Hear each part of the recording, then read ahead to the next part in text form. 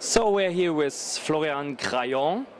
He's investor at AXA Strategic Ventures. And it's really cool. He's a millennial, so he's born later or after 1980.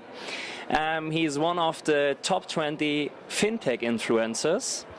He has a background at Boston Consulting, and afterwards he had his own fashion startup and produced winter boots. And now he works as an investor. So, Florian, tell us a bit about AXA Strategic Ventures. Okay, so AXA Strategic Ventures, actually we are an investment firm.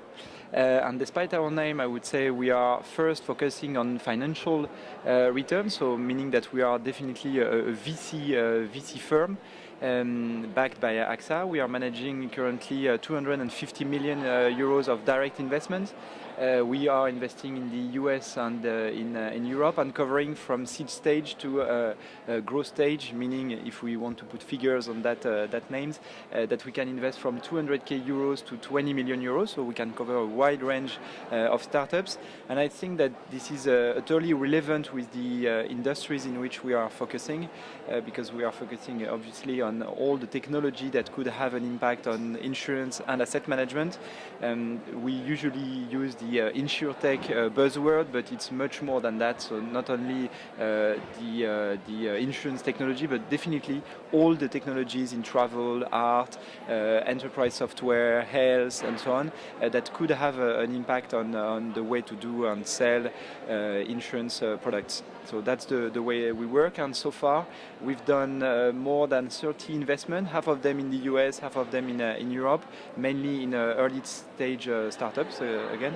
And we try, let's say, to make them work with AXA. That's the great point of having such a great limited partner.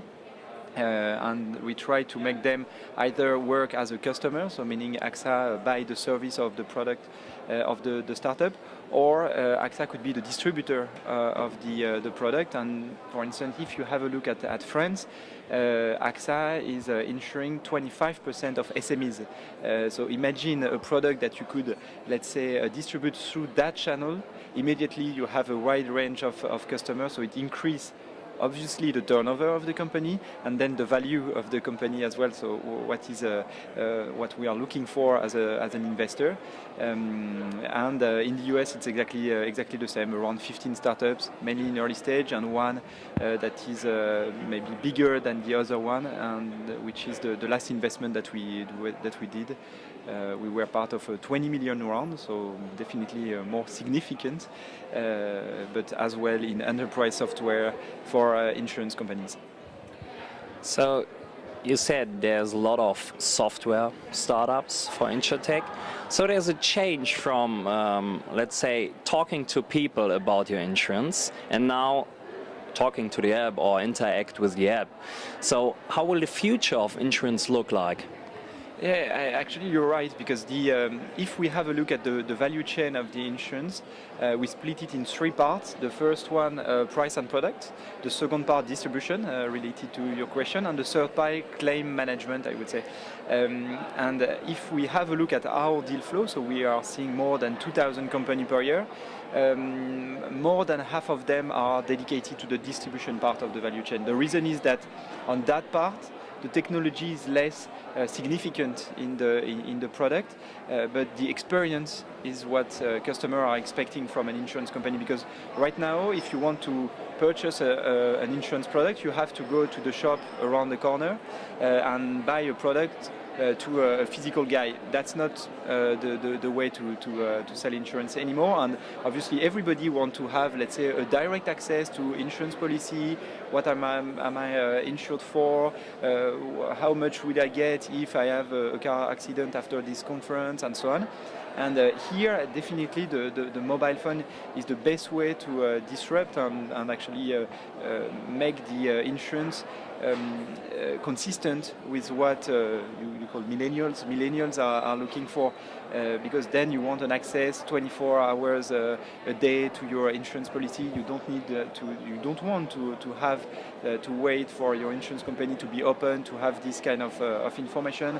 As well, you want to have, let's say, what I call just-in-time insurance, meaning, for instance, you have a computer. if it's at home, you don't want to insure it because you are quite safe and so on. But if you are traveling abroad, then during 1 week you want a specific insurance product for that moment and that specific device. So I really think that both mobile and, let's say, gathering data for insurance company would be a great way to design new product, personalized product, and distribute them through a more, let's say, easy to use channel, which could be the mobile, especially as we are spending a lot of time on mobile right now. So hopefully we get some investors insider knowledge now. What are you focusing on? Is it more the product when you invest, or is it the team behind the product? Yeah, I would say that it depends on the stage of development of the company, but let's talk about what we are doing in the early stage team investing in Europe. I would say that what is interesting is definitely the team. But the way to size and let's say feel whether the team is great or not is to have a look at what they managed to achieve so far. So obviously we have a look at the product, because the point is that it's really easy to have ideas. Everybody has ideas. Everybody is able to make a PowerPoint slide deck very well, very nice, with a lot of ideas and so on. But what is difficult is to achieve something, manage to create a product, to put it on the market, and even have people paying for that. So when we have a look at a startup, we have a look at the team, definitely. But the way we look at it, it's through the product. Is the product live? Is the product working? Is the product answering a real need? Because that's a question. And then how the team manage to sell the product, or what's the process? How they structure the team as well. So everything is really important for us. Obviously, when we invest in a company, especially in early stage, all these parts of the value chain are not covered, meaning that you can have some work still pending on the product, still pending on the commercial pipe, still pending on the structuration of the team and the startup itself. But definitely these are signs that the team is interesting and able to do something. And if the team is able to do something, then it's attractive to invest in them, because obviously life is always tougher than we can expect. But if they manage to achieve something, then maybe they plan to go on that way, and finally they will have to go this way. But as they are able to do something, they will make the split and the pivot from plan A to plan B really easily, and they will manage to achieve something anyway. And a really short advice at the end of the interview. If someone, or if a startup is in negotiation with an investor, what should they do?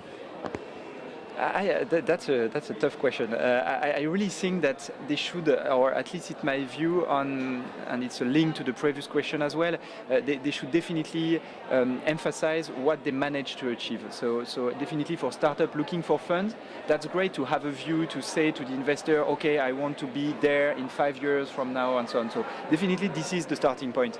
But at the end, to convince an investor, I think that the main challenge is to show that you manage to achieve something significant, either on the product, either on the sales part, either on structuring the team, meaning attracting interesting, let's say, profiles and so on. So definitely, I would say, give as an introduction where you want to be in 5 years as an overview, but then put a lot of data, a lot of, let's say, data points here on what you managed to achieve, because this is where I want, let's say, to make my decision, and I want to, let's say, emphasize the decision. So definitely try to push as much data as possible on what you achieved so far.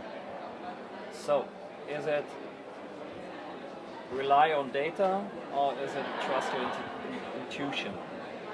I think that the more you are early stage investor, the more intuition is important. But data and data points are here to let's say make the intuition consistent.